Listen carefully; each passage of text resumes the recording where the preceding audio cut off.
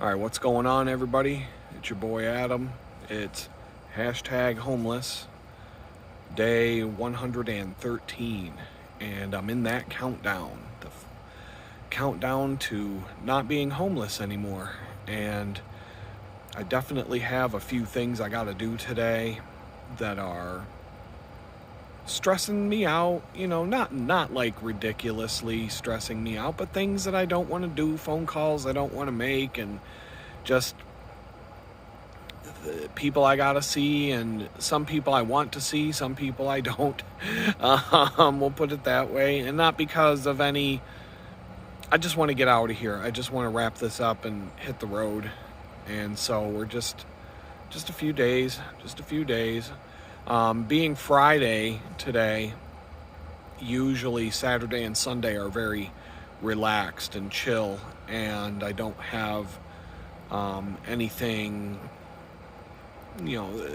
those generally go quietly. Fridays can be a little bit hectic. I didn't have a chance to go to social services yesterday, so I have to do that today and tell them I'm moving out of state, which will cancel my benefits moving forward. So hopefully, and then there's this other thing that I have to do every Friday, the busy work stuff, and I'm hoping that I don't have to go to that after I cancel this appointment. I hope I don't have to do that with them.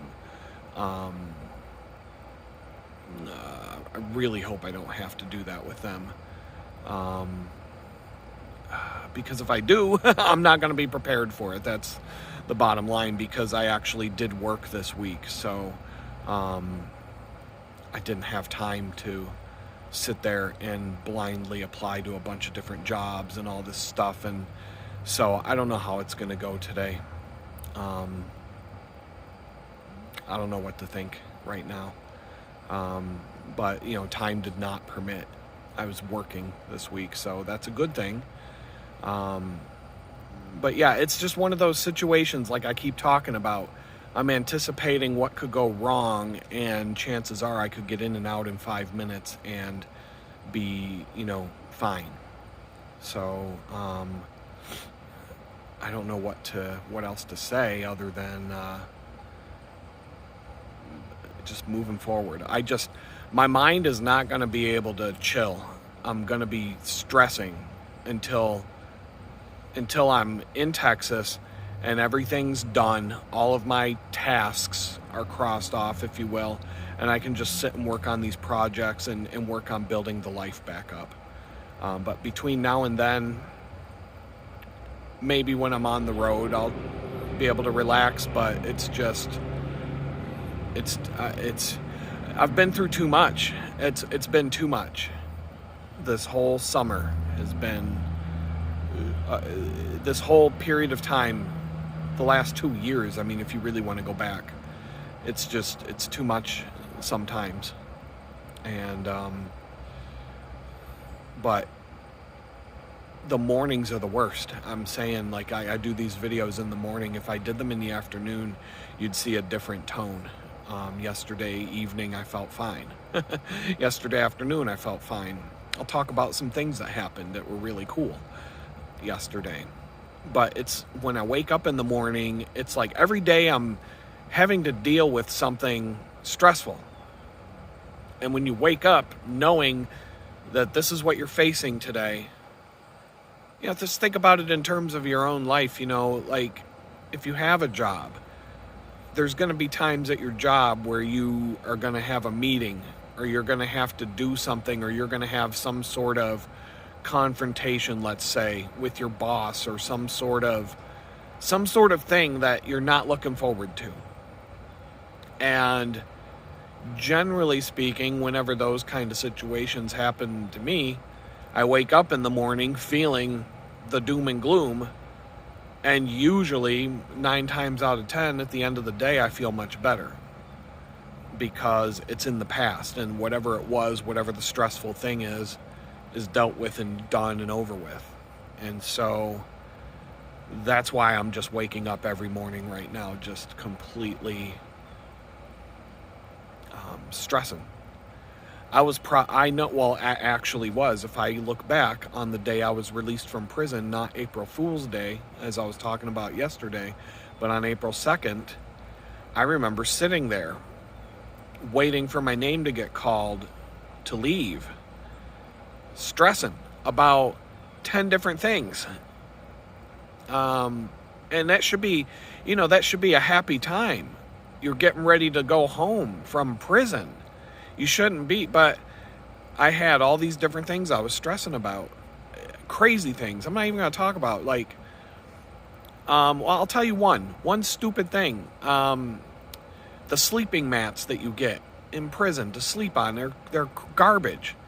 I mean, if you're in prison, if you're going to be in prison for 10 years, your back is going to be a train wreck. When your whole body, your health is going to be in complete, you're going to go through some seriously bad things with your health, because there is no health care. They don't care about you when you're in there.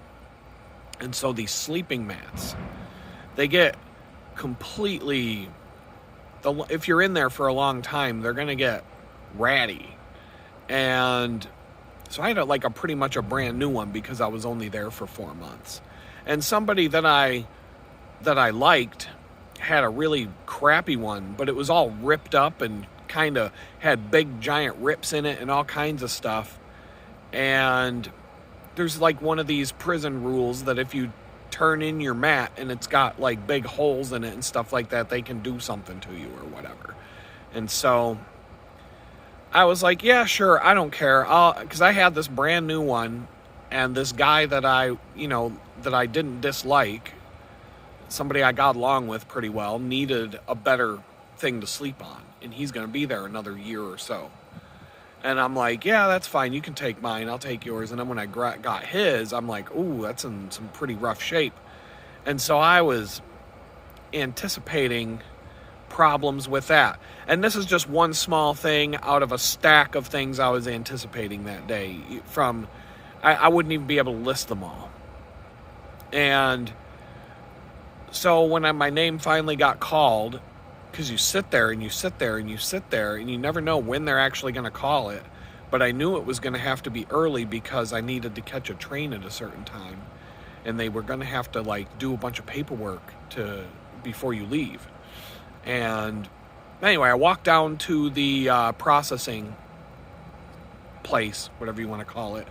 And I have my mat, and I'm hoping, well, when the door opens to processing, the guy that opened the door was one of the coolest guards at the whole place. Very laid back, he's like, just throw it over there. Throw it, your mat. Just toss it over there in a pile. Okay, and that's it. Didn't look at it, no. So, that's just another dumb example of the dumb things that you might worry about that turn out to be nothing. But, so I'm doing that. I'm sitting here thinking, and there's nothing I can do about it. I can't shut that off. The only thing I can do is just keep telling myself that, chances are, you look back in your life, 99% of the time, these things that you get worked up or worried about don't materialize. They're not real. So, but it's I think it's just the 1 out of 100. Sometimes those are so bad that your mind just, the 1 out of 100 over the course of a lifetime that does go wrong, your mind latches onto that and says, see, everything does go wrong, or I don't know how to explain it any better than that, but I know I'm not the only one who deals with this.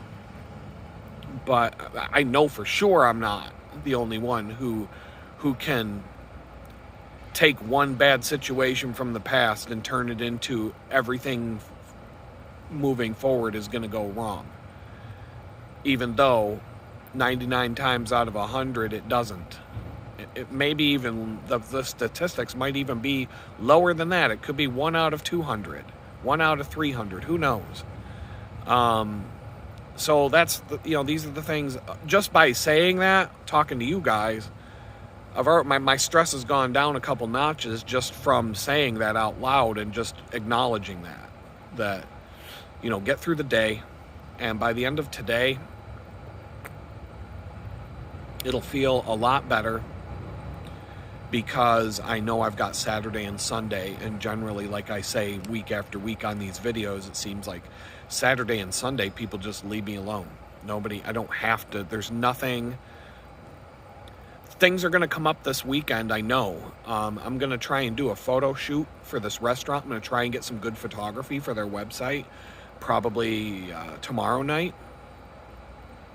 Just going to, once there's some patrons in the establishment, I'm going to, he's got an extra tripod, because all my good tripods are down in Pittsburgh in storage right now. And so he's got an extra tripod, and I've got a decent camera with me, a compact camera, but it'll take photos. They'll be way more, they'll be totally good for a website. It'll be good for making prints. A lot of the prints that I have for sale came from this camera. So, but I've got that going on. I've got something else going on that would be interesting this weekend. I'm not going to say anything right now, but if it does pan out, it'll be some good content for the show for sure.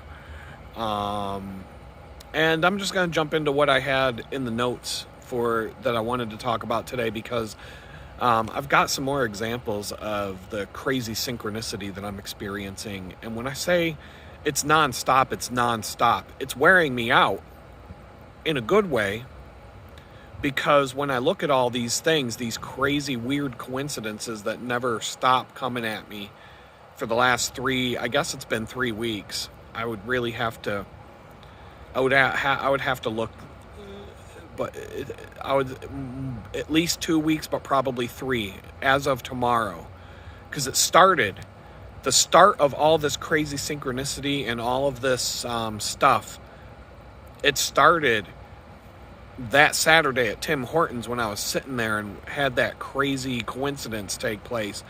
It's pretty much been nonstop ever since that day. And so I can't even list it all. I can't even list everything that happened yesterday in terms of the synchronicity, but I've got 2 for y'all. Yesterday's video, I said something about, I was talking about the Western New York fish fry and how there's a restaurant in town, and that is the only place that I'm aware of where you can get the Western New York fish fry any day of the week. And the place is called Davidsons. And it's one of the things that I like about Jamestown. And, there are other things I like about Jamestown. It's not all bad. If this job that I'm working on, this freelance project, turns into more projects because of word of mouth, and, business owners always have friends that need your services. And so you do a good job for one person, they pass your name to 10 people. That might turn into 2 more projects. Each of those pass your name to more people. It grows.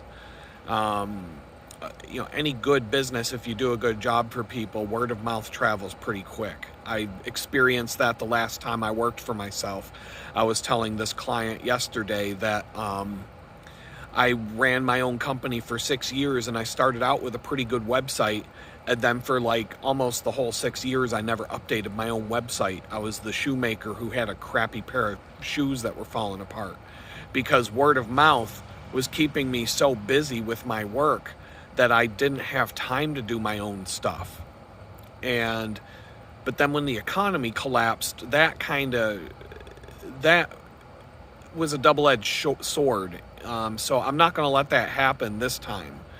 I'm going to have to, make sure that I keep a good online portfolio and marketing tools for myself this time around, if this is the direction I'm going.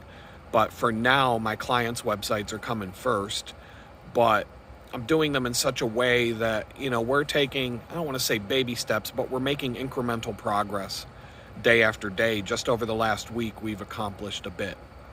And every client is going to be completely different in terms of what I have to do to get them across the finish line, but that's fine with me. I've been doing this for 30 years. So, maybe when I was in my 20s, I might get irritated about this or that or the other thing, but now it's kind of, after everything I've been through and every project that I've worked on and every client and boss and company I've worked for being vastly different from one another, you're really not going to bring anything to the table that I haven't dealt with before. And so, and my goal at the end of the day is just to get everybody across the finish line, whatever it takes. The Buffalo Bills are not going to have the same structure and way of getting to they're not going to win the game the same way that the Steelers are going to win, or that, Kansas City's going to win a game. Every team's going to have a different formula, if you will.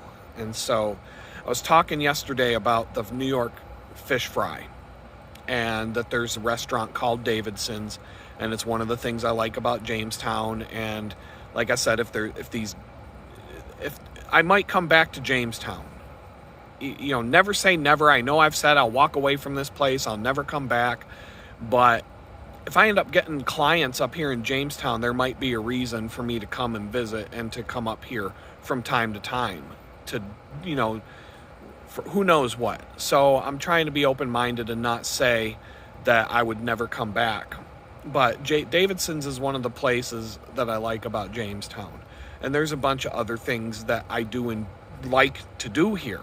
And there are things in Jamestown and the surrounding area that I've never seen that I would like to.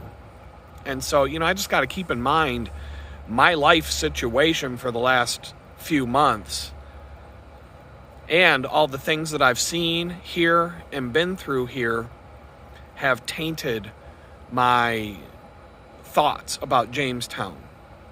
But I still wouldn't want to live here. There's no question about it. I wouldn't want to live here. No way.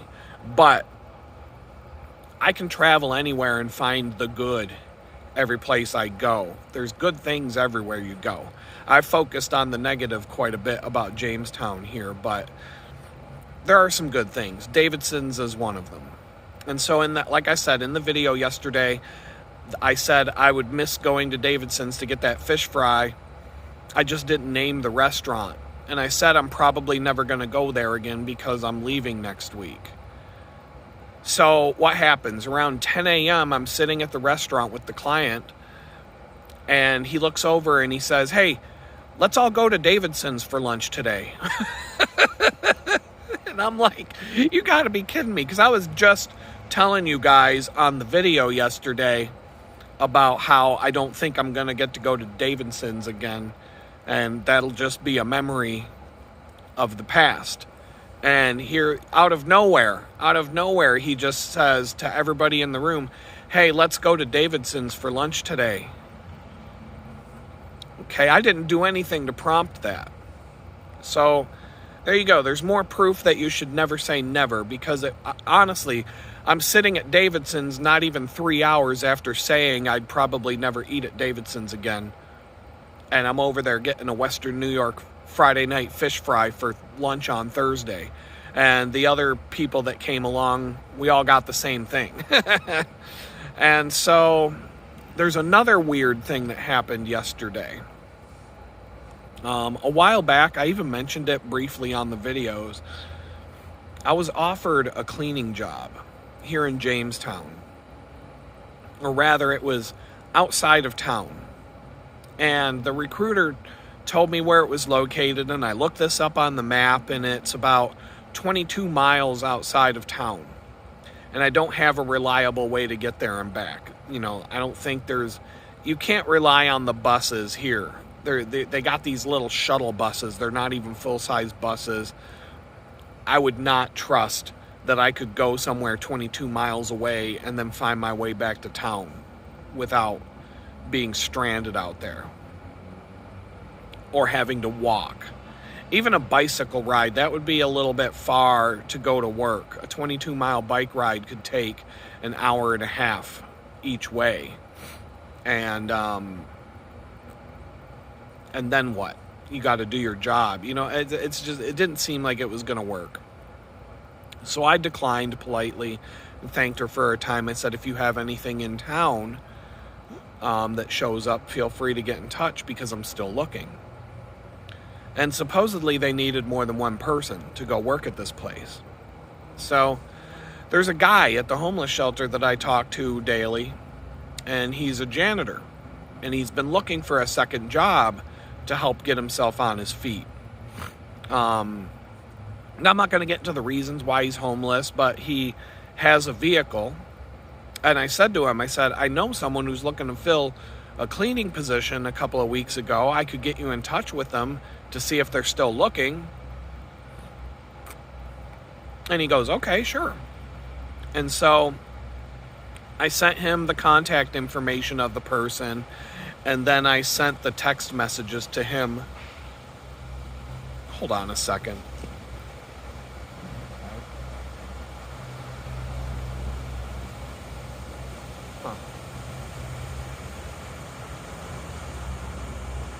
I have never seen anybody out on this river with a motorboat before. Not to say that they don't. I've never seen anybody down here in Jamestown in this reservoir with a motorboat. Kayaks, canoes, yes.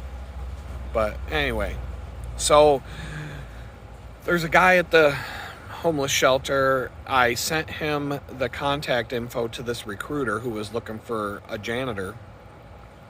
And then I sent him I forwarded the text messages about where it was located. And I said, yeah, it's located in this town called Lilydale. And he looks at me and he goes, what? Lilydale? Oh, fuck no. No way. I'm not going out there. And I'm like, I look at him, I'm like, what, is it too far? And he's like, no. He's like, you don't know about that place? You don't know what that is? And I'm like, no. And then he's starting to tell me about how it's like this cult where a bunch of people get together to try and raise the dead. And it's like this weird spiritual community or, something like that. He said the town's full of ghosts. And he looks at me, he goes, I won't go anywhere near that fucking place. No fucking way. I won't eat. No way. And so I'm like, so we start talking about it. I'm like, what are you talking about? I've never heard of this place. I'm like, so you're saying I can go look this up on Google and I'll find out all about it? And so he's like, yeah, probably. And so I get on the computer and I look it up on Google and I'm like, oh, wow. Okay. And so, anyway, so I looked this up. You can look it up. Lilydale, New York. It's some sort of spiritual community with where people are mediums and psychics and all that kind of stuff. And they live in this little town on a small lake, Cassadaga Lake. And there's a bunch of stuff about it, I guess. But yeah, I'm like, okay, that's weird. I thought, after I looked it up and looked at this stuff on the internet, I'm like, yeah, that was weird. That definitely looks weird, but would I be scared of going there? No, I don't think I would be scared to go there. Not like that. I mean, to be honest, I'd probably get along great with all the weirdos there because I, too, happen to be a weirdo. So I'd probably get along. I thought to myself, I'm like, that might not have been a bad job. If I could have found a good bit of transportation to get out of there, that might have been an all right place to be. So anyway, that was 2 nights ago. And so yesterday, the next day, after I had that conversation took place at like 8 o'clock at night, 9 o'clock at night, something like that. The next day, when we're on our way to go get the fish fries at Davidsons, the owner of the restaurant, my client, one of the companions, out of nowhere, they start talking about Lilydale. And then the owner looks at me and he goes, Adam, do you know about Lilydale? And I just burst out laughing really hard because I basically said back to him, I'm like, not only do I know about Lilydale, I just found out about this last night. 12 hours ago, I found out about Lilydale for the first time. And then I told them about the story and how, there was a job out there I couldn't take and this and that and the other thing, and how the guy freaked out at the shelter when I told him about it. And, I told him about the story of the janitor last night. And then these two people in the vehicle with me, they shared even more stories about Lilydale with me and the things that they know about the place. And I just thought it was weird and hysterical that I knew absolutely nothing about this place. I didn't even know the name of it. I didn't know this place existed. I didn't know anything about this place at all 12 hours ago. And now I know so much about it, I could probably pretend I've been there without ever having set foot in the place 12 hours later. And so I just thought the synchronicity with that was pretty strange. So I don't know if this Lilydale place has, who knows. Maybe there's something in the future that's going to come up again. I don't know. It was strange. I bet if I start watching TV or something, I bet the fact that I'm talking about this on YouTube with you guys, videos and information about Lilydale is going to start popping up all over the place on the feeds, social media, and all there's going to be advertisements for it somehow. There's going to be all kinds of stuff coming my way about this thing just because I'm talking about it here. But yeah, there's just like the synchronicity is just crazy this last few weeks. Way more than I can share in a video. The videos are already a bit long this week. But, even though I'm a ball of nerves about this whole trip I'm about to undertake, I also feel like it's supposed to be happening like this because, as I've said numerous times on the videos, when I'm going the direction that God wants me to go, things like this happen all the time, like nonstop, like they've been happening over the last few weeks. I mean, for a while, when I became homeless, even after getting out of prison, I started to wonder if I am doing the right thing or going the right direction. And maybe I wasn't maybe something I don't know. Because it just seemed like God was being really silent with me. And maybe he was, or more or less speaking to me with the synchronicities and the coincidences on more of like a weekly or a bi-weekly basis, just enough to let me know he's there. And maybe it was just I need to relax and be patient because he had something, he's working on it, but the timing isn't right yet. And like I said, I had that weird encounter at Tim Hortons a few weeks ago, and ever since that moment in time, it's like I'm in a different place. The coincidences and the synchronicities right now are just off the rails, and I'm having a hard time. I would have a hard time keeping track of all of it if I wanted to put it all into like a video presentation, because there's just so many things I wouldn't be able to remember them all. A couple days ago at the end of the video, I said that there was something that I was forgetting to talk about and that I would remember as soon as I got done with the video and walked away. And it happened. And as soon as I walked away, I remembered it. So I wrote it down. I was going to talk about it a little bit yesterday, but I didn't get around to doing it yesterday because of, the situation just wasn't right. But one of the things is just, people like to know, like, what's it like to live in the shelter. And, I'm going to stick by what I'm saying about, I don't think these are bad people at all. I think for the most part, they care about the people that they're helping. And, even the people who have gotten under my skin from time to time, I don't think they're bad people at all. And, I think you got to cut anybody going through this kind of thing some slack, because being homeless is a stressful situation. It's probably one of the most stressful things you could ever go through in a life. And then, so things are going to get under your skin.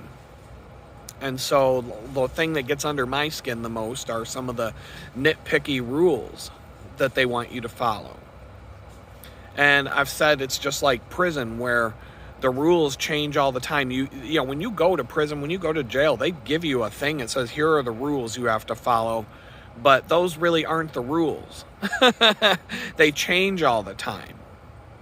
And so, and it depends on which correction officer is in charge of the cell block that day. The rules change depending on who's running the block that day. And so, you know, not only do the rules change, and the rules can just change to whatever, it's just whatever they want them to be on whatever particular day. And the guards, they all have a different set of rules. Each one, you have to learn each guard's particular rules. And, you know, it's like that in school. When you go, you know, our American schools are a lot like jails. I mean, it's almost the same setup. They're just, you know, there's no bars on, you know, and locks on the doors, and, you know, you don't have to wear the orange uniform. But every teacher has different rules. The school has rules that they give you every year when you start school, but those rules are just, you know, they change every day. It's just whatever the principal decides they are on any particular day. And then each teacher, each class you go to, each different teacher has their own different rules. And so it's just another example of that kind of thing. And so there was some drama one day recently, because we had this big meeting a few weeks ago where we were all required to attend, and we had to read the entire rule book out loud so that everybody in the room knows what the rules are. And there are a bunch of rules.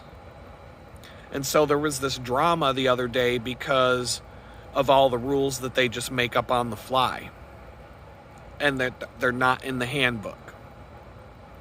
And so, like I said, it's just like being in a jail in that sense, because there's just so many rules and nobody knows what all of them are, and each officer makes up rules on the fly and makes up their own rules. And you have to know not only what the rules are, but you have to know what the rules are for each officer and what the rules are on any particular day, because one day they're this, the next day they're that. And so there was a little bit of drama because one of the fellow inmates got into a verbal fight with one of the corrections officers over what the rules are, and he was saying, well, that rule isn't in the rule book that we just had to sit in an hour-long meeting to go over.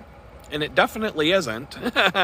But they started yelling back and forth at each other, and it got pretty heated.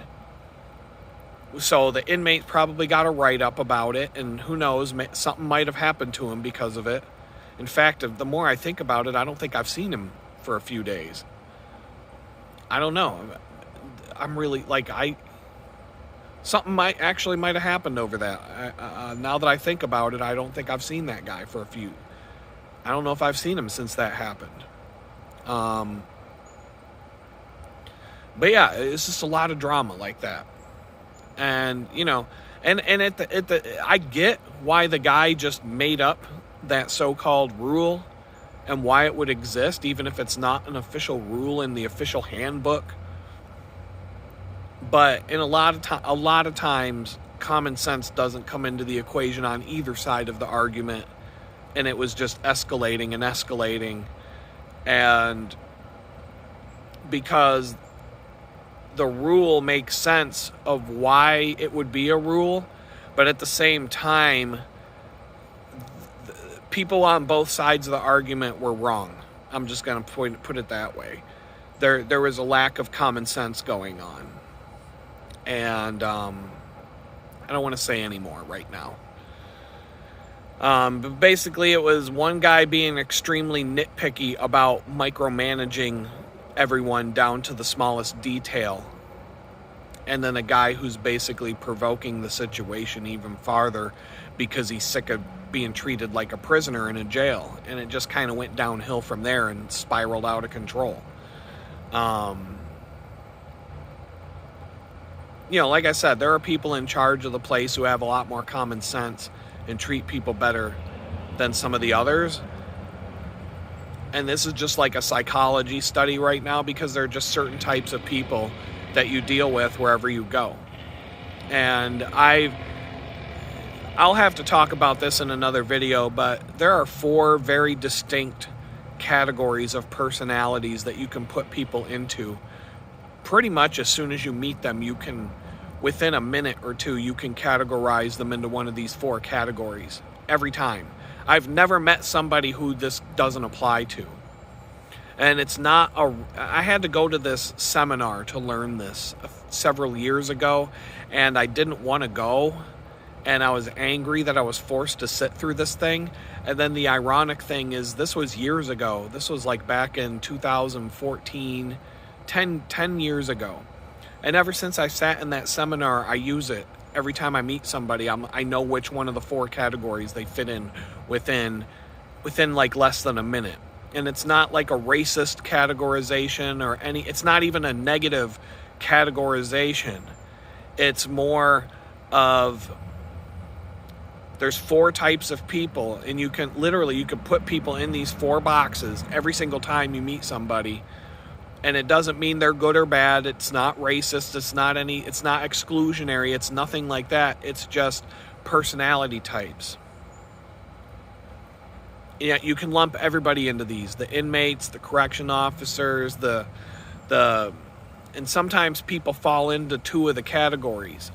And if you put the categories 1, 2, 3, 4 into a box, so that each category takes up a quadrant of the box, sometimes people will be a dominant this personality, but there's 2 adjacent personalities that they might bleed into and be like a combination of 2 different personalities. But they're always the adjacent personalities on the quadrants.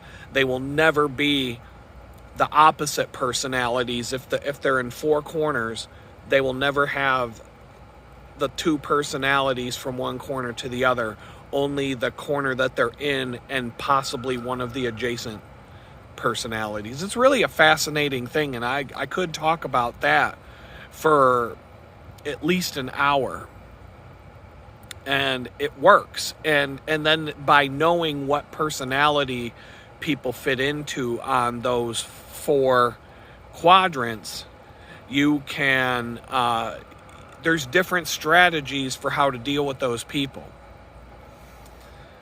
When I worked for one company before I was arrested, I had to deal with hundreds of people on a daily basis.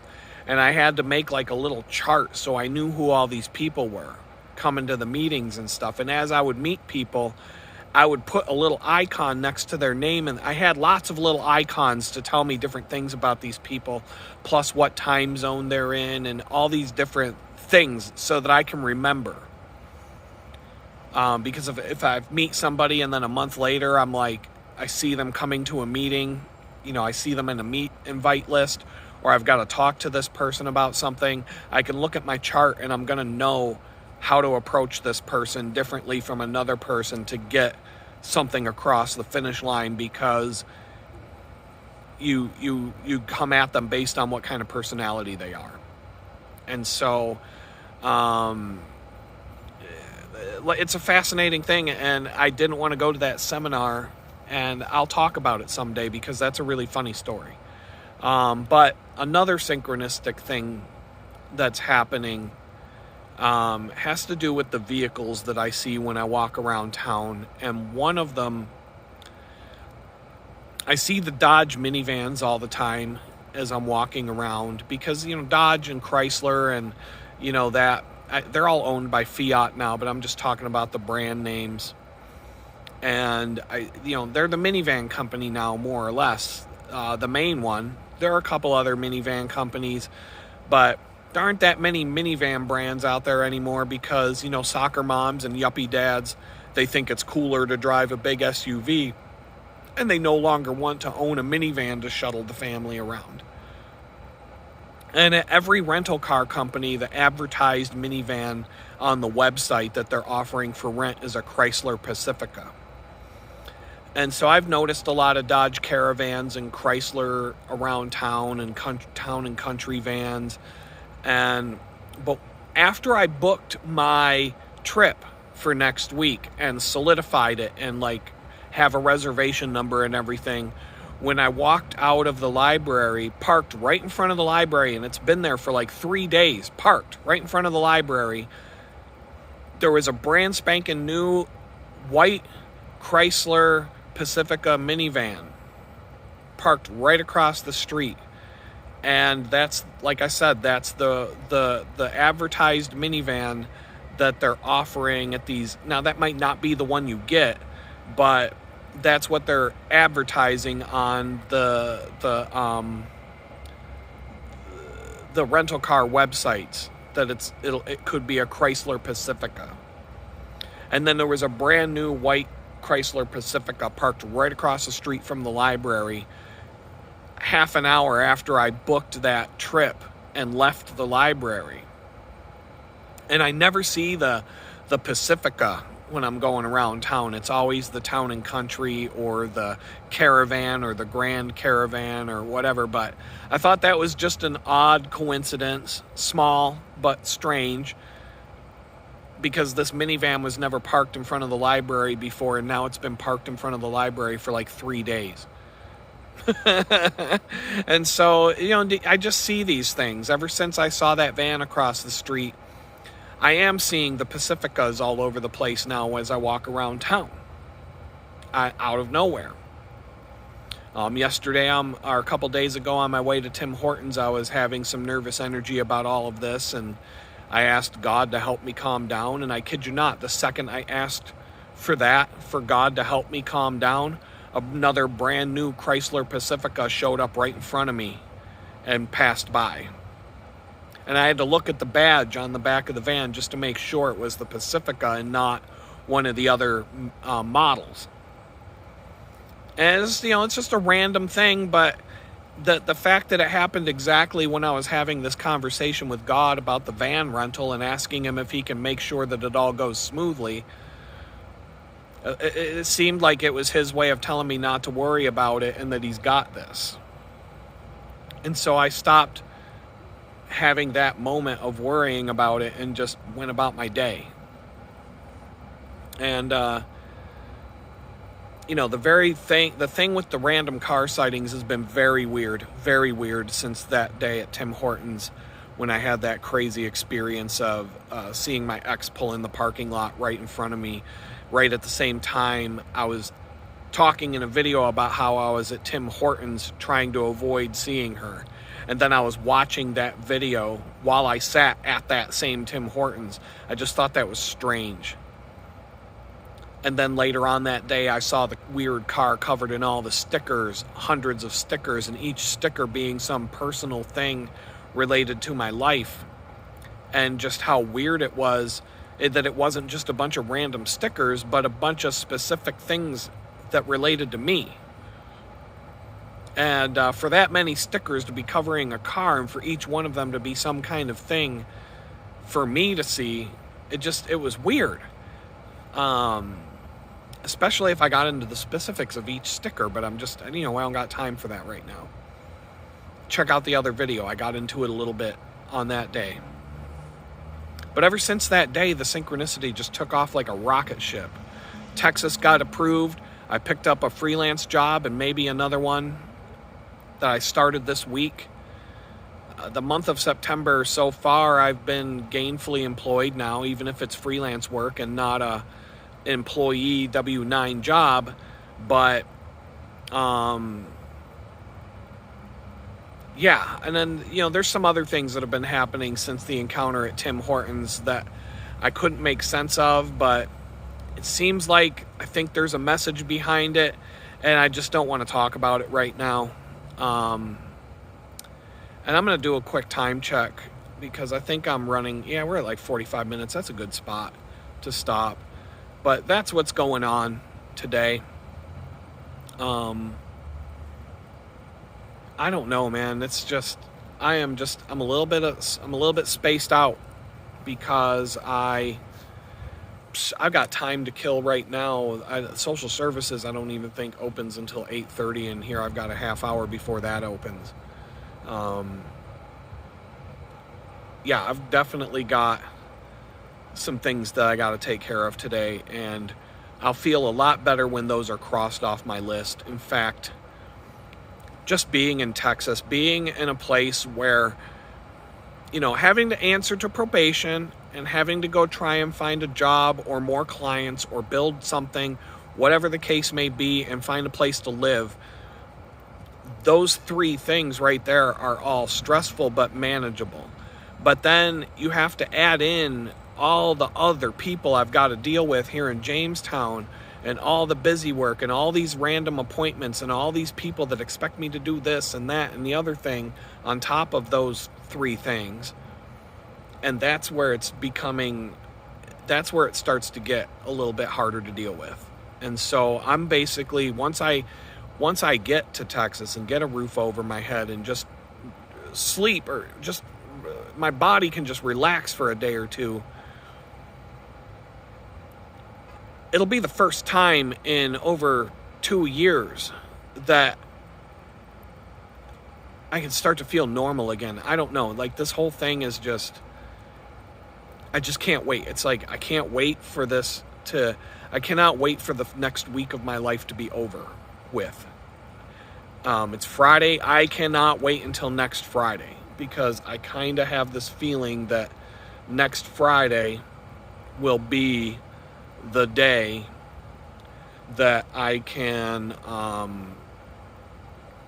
finally breathe a sigh of relief if everything goes smooth.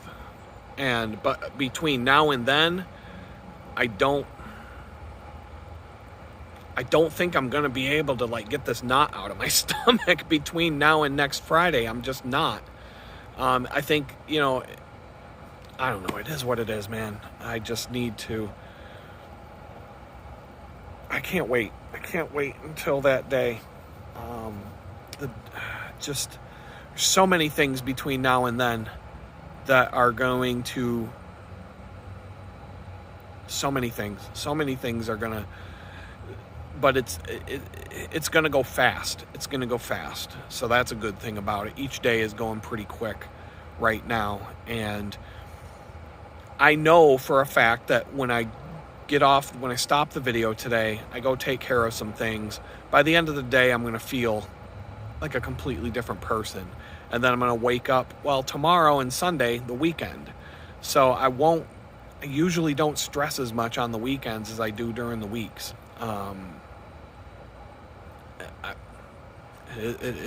That's just how it is. So I'm just going to leave it at that. I'm going to let you guys go. I'm not even going to drop the plugs. I will say, give a thumbs up. If you made it this far, give it a thumbs up. Give it, smash that like button, whatever. Subscribe, all that stuff, because it helps the channel grow. And I'm just going to leave it there. My mind is too shot out to really do all the other stuff. So anyway, I'll talk to you guys tomorrow. Peace out.